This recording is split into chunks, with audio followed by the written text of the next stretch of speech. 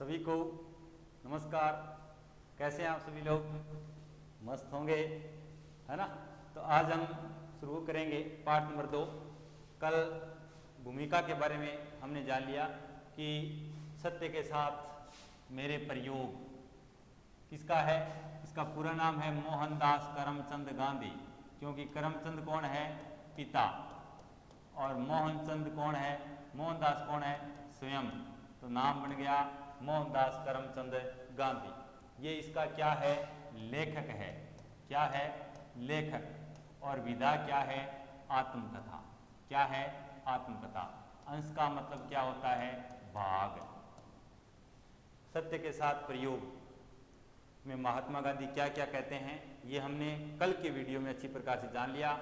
आज हम डिटेल से जितना हो सके हम क्या करेंगे? विचार करेंगे।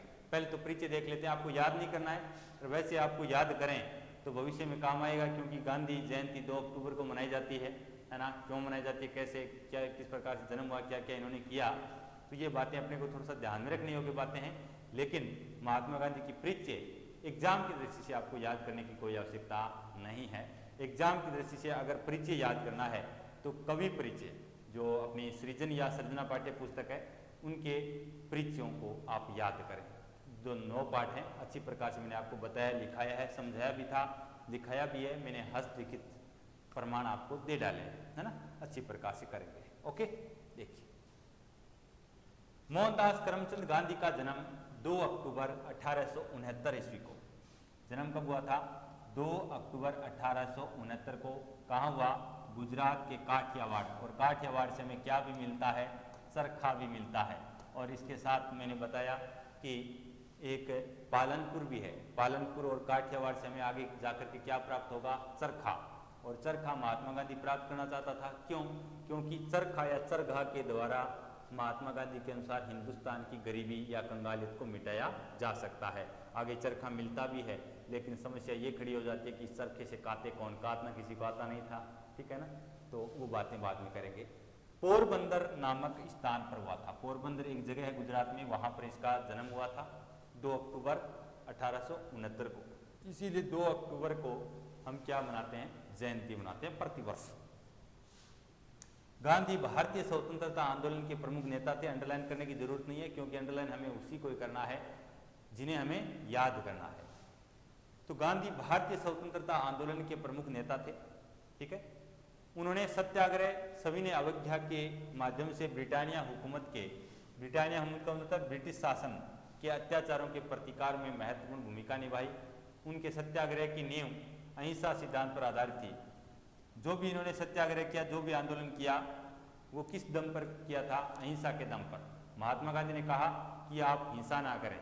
जब भी हिंसा होती तो महात्मा गांधी उस आंदोलन को छोड़ देते थे। उदाहरण के लिए, जब असहयोग आंदोलन 1920 का चल रहा था, तो अचानक चौरीचारा नामक स्थान पर 1922 में एक घटना होती है। 22 पुलिसकर्मियों को जिंदा जला दिया जाता है। इसको देख करके महात्मा गांधी आंदोलन को छोड़ देते हैं, ठीक है ना? इसका मतलब महात्मा गांधी अहिंसा के क्या थे? पुजारी थे। आज पूरा संसार उन्हें महात्मा गांधी के नाम से जानता है। महात्मा की उपाधि रविंद्रनाथ टैगोर सबसे पहले देता है। नेताजी सुभाष चंद्र बोस ने 6 जुलाई 1944 को रंगून रेडियो से गांधी के नाम 1944 को रंगून रेडियो से गांधी के नाम जारी प्रसारण में उन्हें राष्ट्रपिता कहकर संबोधित किया था। तो राष्ट्रपिता कहने वाले तो कौन थे? सुभाष चंद्र बोस। सुभाष चंद्र बोस ने महात्मा गांधी को क्या कहा? राष्ट्रपति। कब? राष्ट्रपति नहीं, राष्ट्रपिता। कब कहा? 1944 में। किसने कहा? सुभाष चंद्र बोस ने। किसको कहा? महात्मा गांधी को। ये तो राष्ट्रपिता है, लेकिन महात्मा शब्द किसने प्रयोग किया? महात्मा का प्रयोग किसने किया था? महात्मा गांधी को महात्मा सबसे पहले किसने पुकारा? तो ये आपको लिखना है रविंद्रनाथ टैगोर। रविंद्रनाथ टैगोर गांधी जी को महात्मा कह करके पुकारता है। लेकिन याद तो करना ही नहीं है, बस थोड़ा सा आत्मकथा लिखिए तो हमें थोड़ा सा परिचय पढ़ लेना है, ठीक है ना? और वैसे देश के लिए बहुत कुछ किया बेचारे ने। हाँ, उन्हें राष्ट्रपिता कहकर संबोधित करते हुए आजाद हिंद फौज के लिए उनका आशीर्वाद और शुभकामनाएं मांगी थी। देश में प्रतिवर्ष उनका जन्म दिवस गांधी जयंती और विश्व में गांधी जयंती के साथ साथ आपको पता है किसका, लाल बहादुर शास्त्री की भी जयंती आती है। विश्व में अंतर्राष्ट्रीय अहिंसा दिवस के रूप में मनाया जाता है। इनका निधन 30 जनवरी 1948 को हुआ था। इनका निधन कब हुआ था? 30 जनवरी 1948। देश को आज़ाद करवा के चल बसे और गोली मार करके हत्या की थी नाथूराम गोडसे ने। नाथूराम गोडसे नामक एक व्यक्ति था जिन्होंने महात्मा गांधी को क्या मार दी थी? गोली मार दी थी। धन्य हो नाथूराम जी, ठीक है ना। तो ये आपका महात्मा गांधी हुआ। आगे देखिए, पाठ परिचय देखिएगा।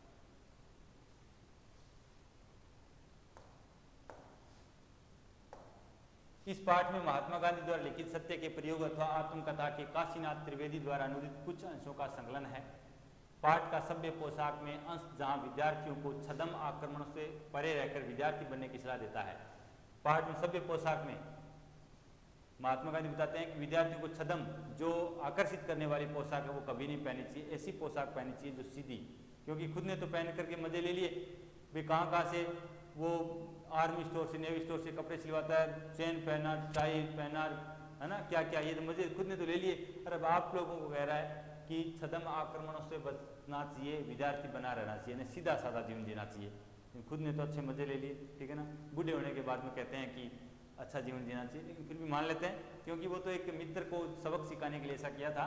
लेकिन अच्छी बात है कि विद्यार्थियों को छद्म आक्रमणों से, आकर्षणों से, आकर्षण का मतलब होता है अगले को खींच लेना, है ना, से परे रहकर विद्यार्थी बनने की सलाह देता है। वहीं बलवान से भिड़ंत में अन्याय से डटकर मुकाबला करने की हिम्मत बनती है। बलवान से भिड़ंत के बारे में हमने चर्चा की थी कि यहाँ पर इसमें महात्मा गांधी अन्याय से डटकर मुकाबला करने की बात कहते हैं, अन्याय का विरोध करते हैं। उदाहरण मैंने दिया था जोहानिसबर्ग थाने का, जो दक्षिण अफ्रीका में पड़ता है। जोहानिसबर्ग थाने की विशेषता थी कि उस थाने के अंदर हिंदुस्तानियों और चीनियों का रक्षण न होकर के क्या होता था? भक्षण होता था। और उस थाने से लेकर के हमेशा महात्मा गांधी के पास क्या आती थी? जलेबी नहीं आती थी, शिकायतें आती थी। ओके, और महात्मा गांधी ने उन अधिकारियों को पकड़ाया और आखिर में बर्खास्त भी करवाया। आगे देखिए, आत्मिक शिक्षा हमें संयम और आत्मनिर्माण के लिए प्रेरित करती है। आत्मिक शिक्षा हमें संयम और आत्मनिर्माण के लिए प्रेरित करती है। शांति निकेतन अंश में गांधी जी ने भारतीय जीवन मूल्यों से ओतप्रोत संस्कार, सहयोग व समरसता से साक्षात्कार कराया है। तो खादी का जन्म में स्वावलंबन और स्वदेशी की महत्ता।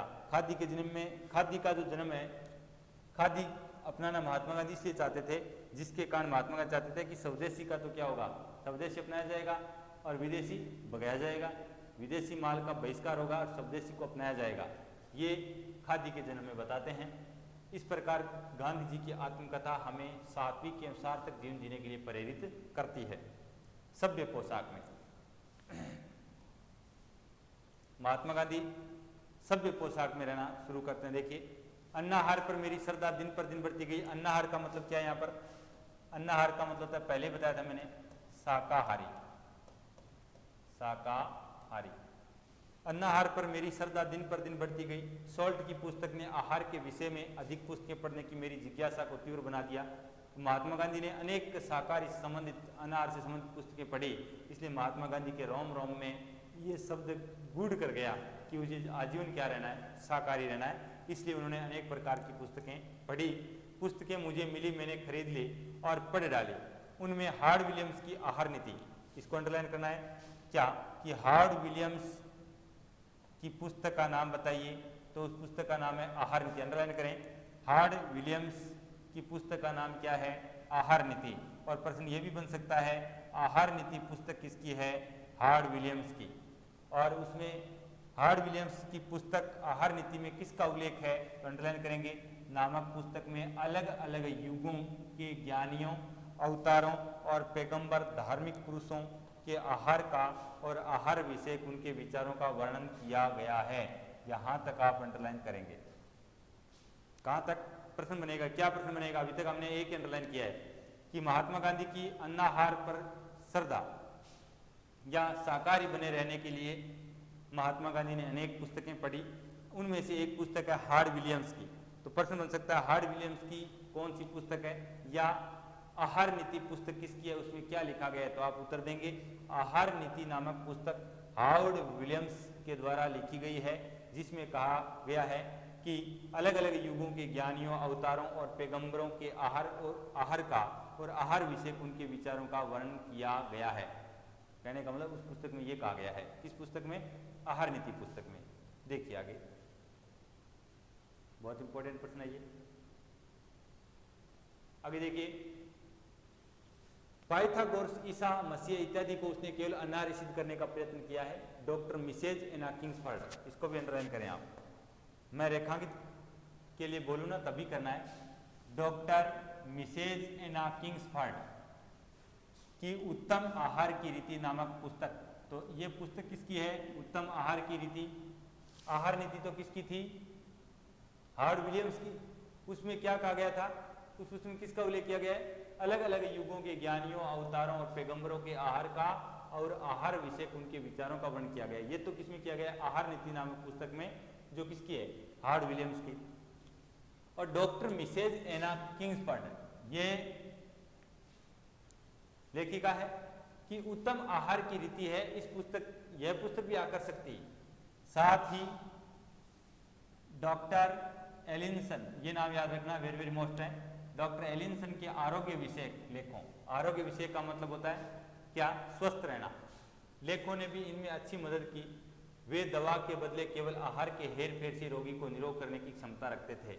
वे कौन, एलिनसन। डॉक्टर एलिनसन क्या करते थे, डॉक्टर एलिनसन का मानना था कि रोग, कोई भी अगर रोगी हो जाता है तो उसे दवा के बदले किसका प्रयोग करना चाहिए, आहार का। और वो आहार कौन सा, शाकाहारी भोजन का प्रयोग करना चाहिए। अगर कोई रोगी शाकाहारी भोजन करता है तो वह निरोग हो जाता है, ऐसा मानना था डॉक्टर एलिनसन का, क्योंकि वह स्वयं क्या थे, शाकाहारी थे और हमेशा क्या रहते थे, स्वस्थ रहते थे। ठीक है ना। तो आहार के संदर्भ में या शाकाहारी भोजन के संदर्भ में डॉक्टर एलिनसन का क्या मानना था, उनका यह मानना था कि अगर कोई रोगी दवा के बदले शाकाहारी भोजन का प्रयोग करता है तो वह रोगी क्या हो जाता है, निरोग हो जाता है, बोले तो स्वस्थ हो जाता है। ठीक है। नेक्स्ट, पद्धति का समर्थन करते हैं।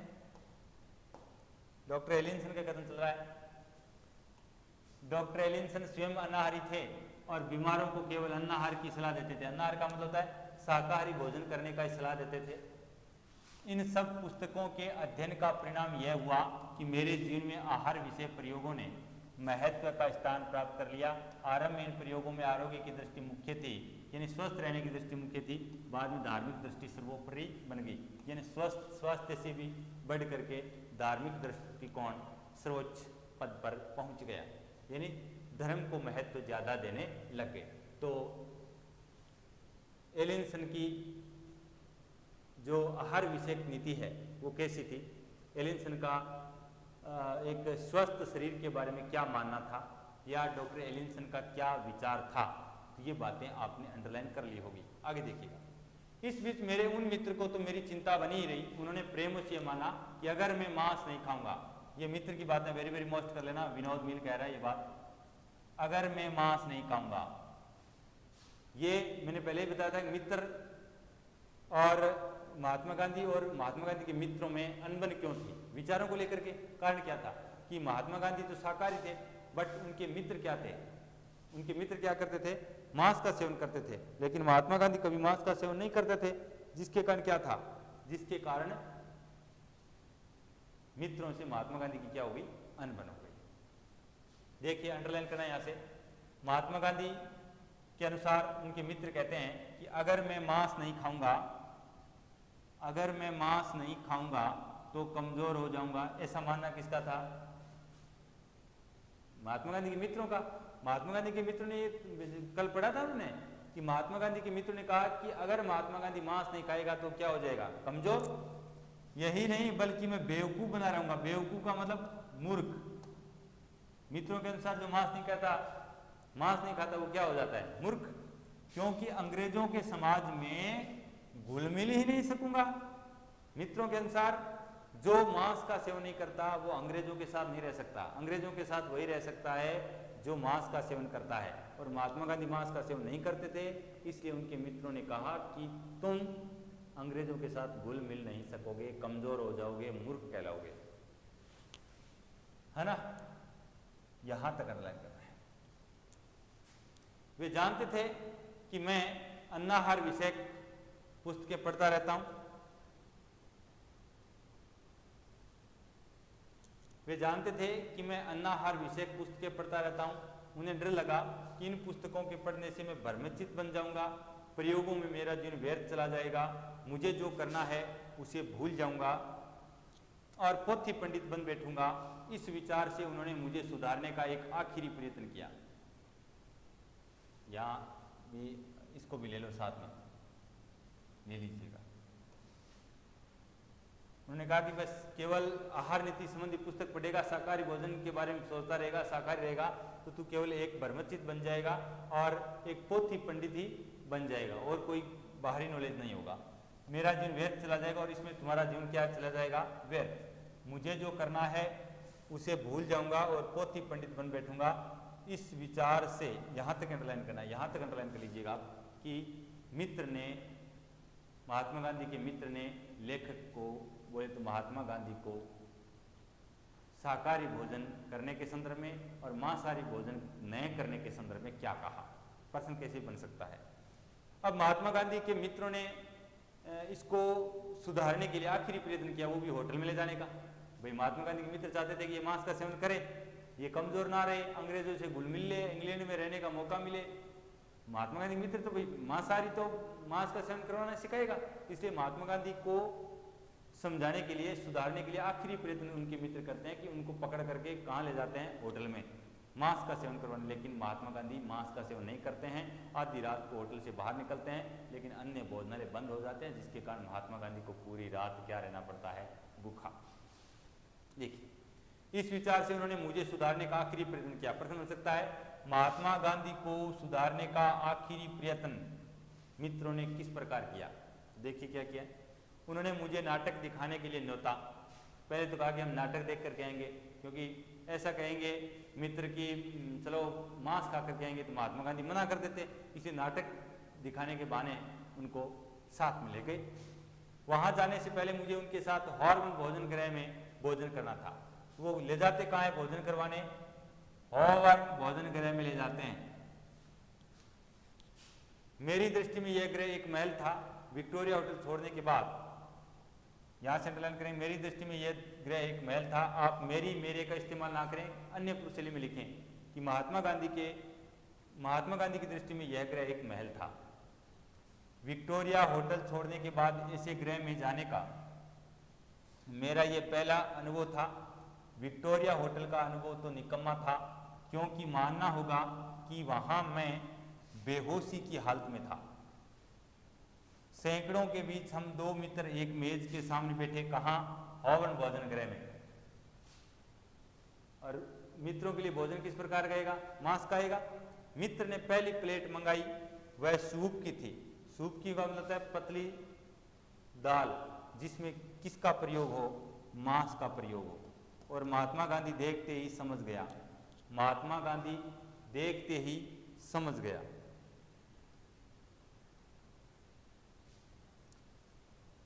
मैं परेशान हुआ, मित्र से क्या पूछता? मैंने तो परोसने वाले को अपने पास बुलाया। मित्र को क्या पूछता? मैंने तो परोसने वाले को ही अपने पास बुलाया, क्योंकि मित्र को पूछने पर तो वो भड़क जाते कि तुझे खाना है या नहीं खाना। इसलिए परोसने वाले को ही अपने पास बुला लिया। जो भोजन परोस रहा था उसको ही महात्मा गांधी बुला लिया कि भाई इस प्लेट में क्या है। तब वो जाकर कहता है सूप है, और महात्मा गांधी पता भी चल गया। तब उनका मित्र भी समझ जाता है कि इसको क्या पूछा। तब वो जाकर के उनको क्या कहता है? जंगलीपन कहता है। और महात्मा गांधी को ये बात चुप जाती है। ठीक है ना। आगे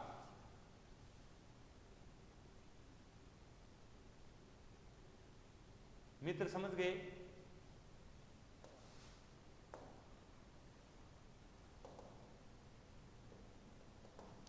मित्र समझ गए। चिढ़कर मुझसे पूछा क्या है? मैंने धीरे से संकोच पूर्वक कहा, मैं जानना चाहता हूं कि इसमें मांस है या नहीं।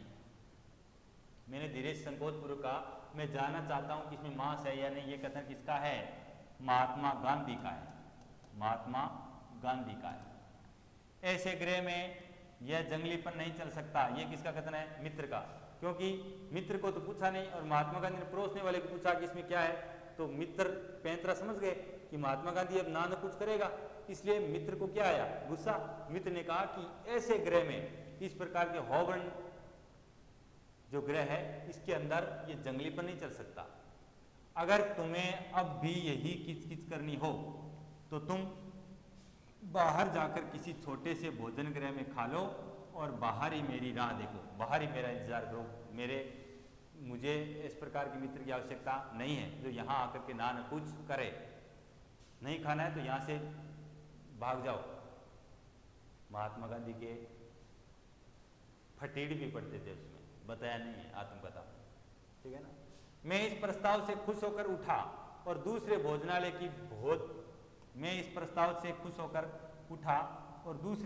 की खोज में निकला। पास ही एक अन्नाहार वाला भोजन गृह था, पर वह तो बंद हो चुका था। मुझे समझ नहीं पड़ा कि अब क्या करना चाहिए। मैं भूखा रहा। हम नाटक देखने गए। मित्र ने उस घटना के बारे में एक भी शब्द मुंह से नहीं निकाला। मेरे पास तो कहने कोई क्या था। आपको अंडरलाइन कहां तक करना है? यहां तक। मित्र के प्रस्ताव को सुनकर के मैंने बताया था कल कि महात्मा गांधी उठ करके उस और भोजनालय से बाहर आता है। काफी समय होने के कारण दूसरे जो भोजनालय हैं शाकाहारी वो बंद हो जाते हैं। दूसरे भोजनालय की खोज में निकला। पास ही एक अन्नाहार वाला भोजन गृह था, पर वह तो बंद हो चुका था। मुझे समझ नहीं पड़ा कि अब क्या करना चाहिए। मैं भूखा रहा। तो महात्मा गांधी पूरी रात भूखे क्यों रहे? क्योंकि समय ज़्यादा होने के कारण हॉबर्न भोजन गृह के आसपास जो शाकाहारी भोजनालय थे वो सारे बंद हो चुके थे, जिसके कारण महात्मा गांधी को पूरी रात भूखा रहना पड़ा। हॉबर्न भोजन गृह में उन्होंने भोजन इसलिए नहीं किया क्योंकि उस भोजन गृह में मांस का ही प्रयोग होता था, शाकाहारी भोजन का इस्तेमाल नहीं होता था। लेकिन यह हमारे बीच का अंतिम मित्र युद्ध था। महात्मा ने कहा कि मेरे मित्र एक बार थोड़े से गुस्सा हो जाते थे, लेकिन बाद में क्या हो जाते थे? मित्रता के रूप में सम्मिलित हो जाते थे। वो दिल पर इस प्रकार की बातों को नहीं लेते थे। लेकिन यह हमारे बीच का अंतिम मित्र युद्ध था। न हमारा संबंध टूटा, न उसमें कटुता आई, क्योंकि ये दिल से नहीं लड़ते थे, ऊपरी तौर पे लड़ते थे। अंदर से जब हृदय से जब व्यक्ति लड़ता है तो उसकी दोस्ती टूट जाती है। लेकिन ये बाहरी रूप से, आंतरिक रूप से नहीं लड़ते थे। उनके सारे प्रयत्नों के मूल में रहे हुए प्रेम को मैं पहचान सका था। इस कारण विचार और आचार की भिन्नता के रहते हुए भी उनके प्रति मेरा आदर बढ़ गया। पर मैंने सोचा कि मुझे उनका डर दूर करना चाहिए। मैंने निश्चय किया कि मैं जंगली नहीं रहूँगा। मैंने कहा था कि महात्मा गांधी के मित्र ने उनको जंगली कह दिया था, इसलिए महात्मा गांधी की बात चुभ गई और मन में ठान लिया कि मैं जंगली नहीं रहूँगा। तो मैं जंगली नहीं रहूँगा, ये कथन किसका है?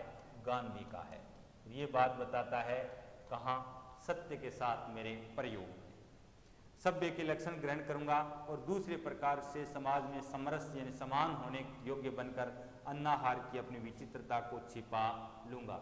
आज के लिए इतना ही, समय काफ़ी हो गया है। आगे की बातें हम कल करेंगे। तब तक के लिए मेरे प्यारे विद्यार्थियों को बहुत बहुत धन्यवाद कि वो मुझे झेल रहे हैं।